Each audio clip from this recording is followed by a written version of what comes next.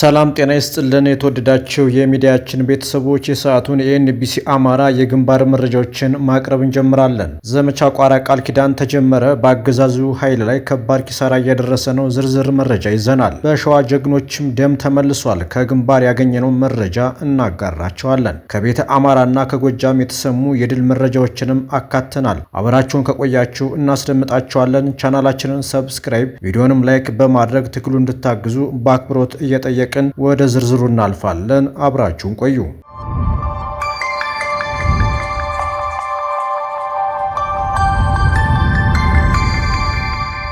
የአማራ ፋኖ ብሔራዊ ኃይል አፋባ በጎንደር ቀጠና በዛሬው ዕለት ዘመቻ ቋራ ቃል ኪዳን ቋራ ላይ ተጀምሯል ሲል አርበኛ ሸጋው ጌታቸው ገለጸ። የአማራ ፋኖ በህልውና ትግል ላይ ከፍተኛ ድል እየተቀናጀ በላቀ የአውደ ውጊያ የበላይነት በጥላት ላይ የስነ ልቦናና የሞራል ብልጫ እየወሰደበት ሁኔታ ላይ ይገኛል። የዘመቻው ዓላማ በታሪካዊ ቦታ ቋራ ምድር የአማራ ፋኖ ብሔራዊ ኃይል አፋባ ምስረታን በማስመልከትና የጥምር ስራን ለማስተዋወቅ የታቀደ ነው። ከዚህም ላይ በአማራ ፋኖ ብሔራዊ ኃይል አፋባ ምስረታ የተደሰተውን ሰራዊታችንን ማጠናከር የተዋጣለትን የተለመደውን ድል ለመጎናጸፍና አስቻይ ሁኔታዎችን በመገምገም ነው። በመሆኑም እስካሁን በየቀጠናው በሻለቃ በብርጌድ በክፍለ ጦርና በኮር እየተደራጀ ሲታገል የቆየ ቢሆንም ትግሉ በሰራዊታችን በኩል ከቀጠና ውጭ ወጥተን የንታገል ጥያቄ ታሳቢ ያደረገ በጥምረት የመስራት ልምድ ለማዳበር የውጊያ ታክቲክና ቴክኒክ ልውውጥ ለማድረግ የተለያዩ የመሬት አቀማመጥ እና የአየር ንብረት ላይ ያለውን የውጊያ ልምድ ለማምጣት እንዲሁም ለቀጣይ ለሚደረግ የ4 ኪሎ ጉዞ ከረጅም ርቀት ተወርሮ ሂዶ የማጥቃት ልምድን ለማካበት ሲባል የአማራ ፋኖ ብሔራዊ ኃይል አፋባ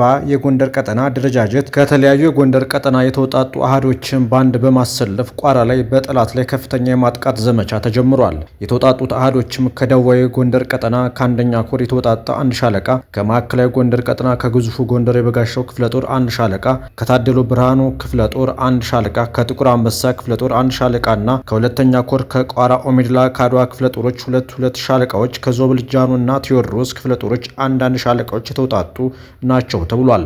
ውጊያው የታቀደውና የሚካሄደው በየኮር እና ክፍለ ጦር ዘመቻዎች እንዲሁም በበላይነት የአማራ ፋኖ ብሔራዊ ኃይል ጎንደር ቀጠና ዋናና ምክትል ወታደራዊ አዛዦች በጥምረት እየተመጋገቡ ነው። ስለሆነም የሚዲያ አካላት፣ አክቲቪስት እህት ወንድሞቻችን የሚሰራውን ስራ እየተከታተላቸው ወደ ሚዲያ እንድታወጡልን ማስታወስ እንፈልጋለን በማለት አርበኛ ሸጋ ጌታቸው የአፋባ ጎንደር ቀጠና ምክትል ወታደራዊ አዛዥ ጥሪ አቅርቧል። በተመሳሳይ ዘመቻ ቋራ ቃል ኪዳን ሜጀር ጀነራል ባንተ አባተ ኮር ጉና ክፍለ ጦር ስቴዴንሳ ብርጌድ ወርቃማው የድል መዳረሻ ብር አድጌ ላይ የስቴ ወረዳ ካድሬዎችንና የፋሽስት ናዚዝሙ አብይ አህመድ ዙፋን ጠባቂ ቅጥረኛ የሆኑትን የ74ኛ ክፍለ ጦር ፋይናንስ ኃላፊና የክፍለ ጦሩን አንድ ሬጅመንት ኃላፊ ደምስሰዋል ተብሏል። ይህን ጥቃት ተከትሎም በጀነራል መሐመድ ተሰማና ቡድኑ ላይ ከፍተኛ የሆነ ድንጋጤ ተፈጥሯል ሲል የኮሩ ቃል አቀባይ ገልጿል።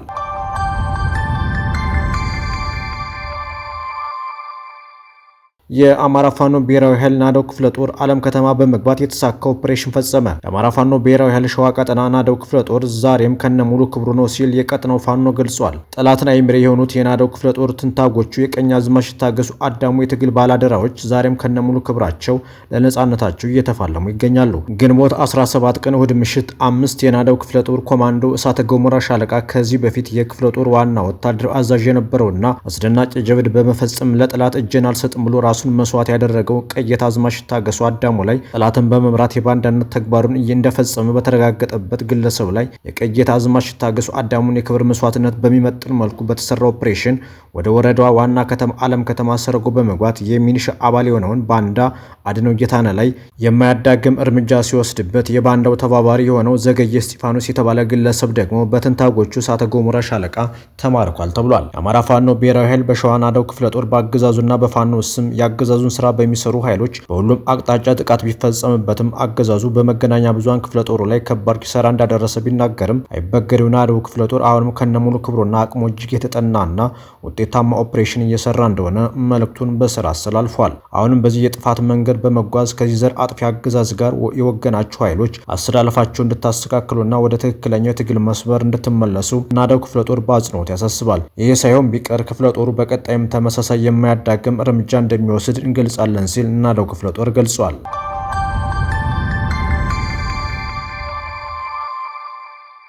በጎጃም መርጦ ለማርያም የምትገኘው የወራሪው 72ኛ ክፍለ ጦር በአባይ ሸለቆ ብርጌድ መብረቃዊ እርምጃ ተወስዶባታል። በትናንትናው ዕለት እሁድ ግንቦት 2017 ዓ.ም በ3 ግንባሮች ከባድ ማጥቃት የሰነዘረው በ9ኛ ሳሙኤል አወቀ ክፍለ ጦር አባይ ሸለቆ ብርጌድ የ100 መሪዎችንና የራዲዮ ኦፕሬተሮችን ጨምሮ በርካታ ቁጥር ያለው የ72ኛ ክፍለ ጦር አባላት በጀግኖች ተደምስሰዋል ተብሏል። በሰላምና አባ ሚኒስ ግንባር፣ በሰኞ ገበያ ከተማ ግንባር እና ድቦ ከተማ ግንባሮች በተደረጉ የድምሰሳ ስራዎች ነው ይህ ድል የተገኘው።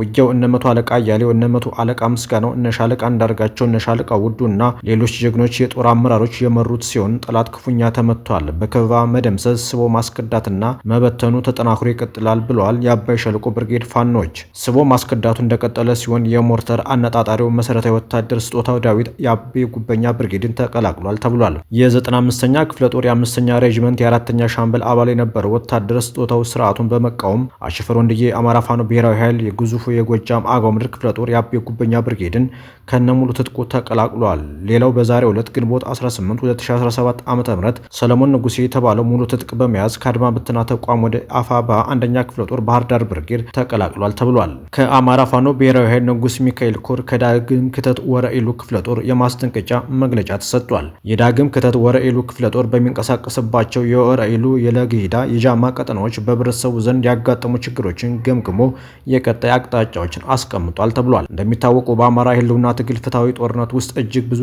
ጀግኖች ከሞቀ ቤታቸው ወጥተው ውድ የሆነች ህይወታቸውን እየሰጡ የሚታገሉ ብዙ ጀግኖች ተፈጥረዋል። ነገር ግን በእነዚህ ጀግኖች ስም ተደራጅተው በየአካባቢው ህዝብን የሚያሰቃዩ አካላት እንዳሉ ከህዝባችን የሚደርሰን መረጃ ያሳያል። ሰሞኑን የአገዛዙ ዙፋን ጠባቂ በመሸገባቸው በወረኢሉ ወረዳ በካቤና በሰኞ ገበያ ከተማ የተሻሉ የሚባሉ አርሶ አደሮችን፣ ነጋዴዎችን ሌሊት በማገት በተለያዩ አካባቢዎች ወስዶ በመሰወር ገንዘብ እየተቀበሉ ያሉ ህሊናቸውን የሸጡ ለጊዜው ማንነታቸው ያልታወቀ ጭንብል ለባሽ ባንዳዎች በመፈጠራቸው ህዝባችን እየተሰቃየ እንደሆነ ያገኘናቸው መረጃዎች ያሳያሉ ብሏል ክፍለ ጦሩ። በእነዚህ ታሪክ ቃጠሎች ላይ የማያዳግ እርምጃ ለመውሰድ የዳግም ክተት ወረኢሉ ክፍለ ጦር እነዚህ ለጊዜው ማንነታቸው ያልታወቁ ሌቦች የሚገኙበትን ቦታ መረጃ እያጣራ መሆኑንና ህዝቡም ተገቢ የሆነ መረጃ በመስጠት ሊተባበርና ተደራጅቶም ጭምር በየአካባቢው ጥበቃ እንዲያደርግ ጥሪውን ያስተላልፋል።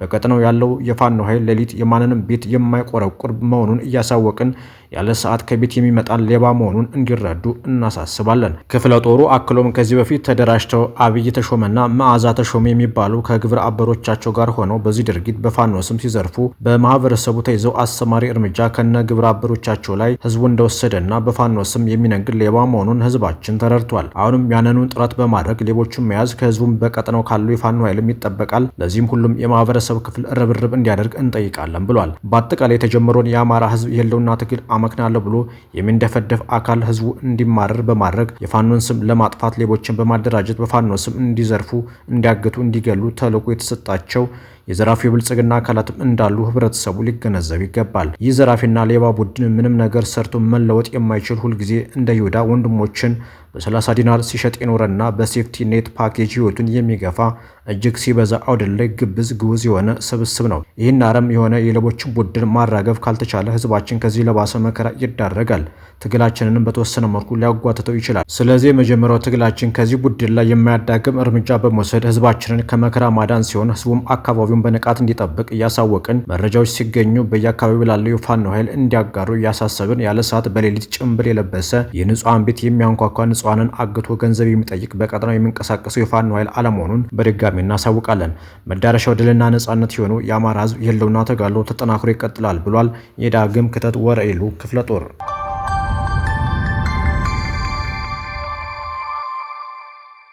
ሩሲያ በዩክሬን ላይ ከፍተኛ ጥቃት መሰንዘሯን ተከትሎ ትራምፕ ፑቲንን እብድ ነው ሲሉ ተናገሩ። የዩናይትድ ስቴትስ ፕሬዝዳንት ዶናልድ ትራምፕ ሞስኮ በዩክሬን ላይ ያደረሰችውን ከባድ የአየር ላይ ጥቃት ተከትሎ በሩሲያ አቻቸው ቭላዲሚር ፑቲን ላይ ደስተኛ እንዳልሆኑ ተናግረዋል። ትራምፕ ባልተለመደ ተግሳጽ ነው የምንነካው፣ ብዙ ሰዎችን እየገደለ ነው ያሉ ሲሆን አክለውም ፑቲንን ፍጹም እብድ ነው ሲሉም ተደምጠዋል። የዩክሬኑ ፕሬዝዳንት ቮሎዲሚር ዘለንስኪ ቀደም ብለው ዋሽንግተን በቅርብ ጊዜ በሩሲያ ጥቃቶች ላይ የነበራት ዝምታ ፑቲንን የሚያበረታታ ነው ሲሉ በሞስኮ ላይ ጠንካራ ጫና እንዲሁም ጥብቅ ማዕቀቦች እንድትጥል አጥብቀው አሳስበዋል።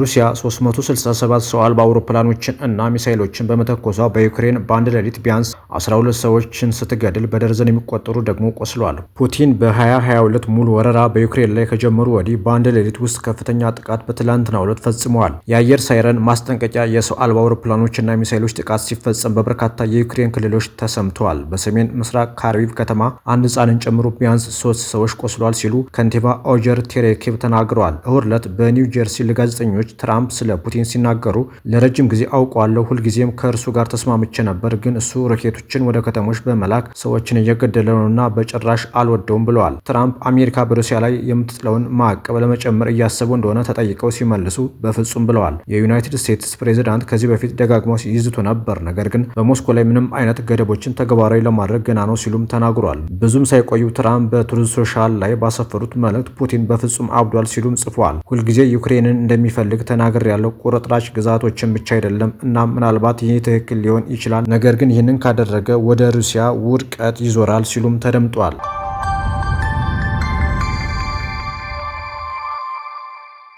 ክቡራን አድማጭ ተመልካቾቻችን ለሰዓቱ የነበረን የዜና ወጃ ይህንን ይመስል ነበር። ሰናይ ጊዜ ተመኛለን።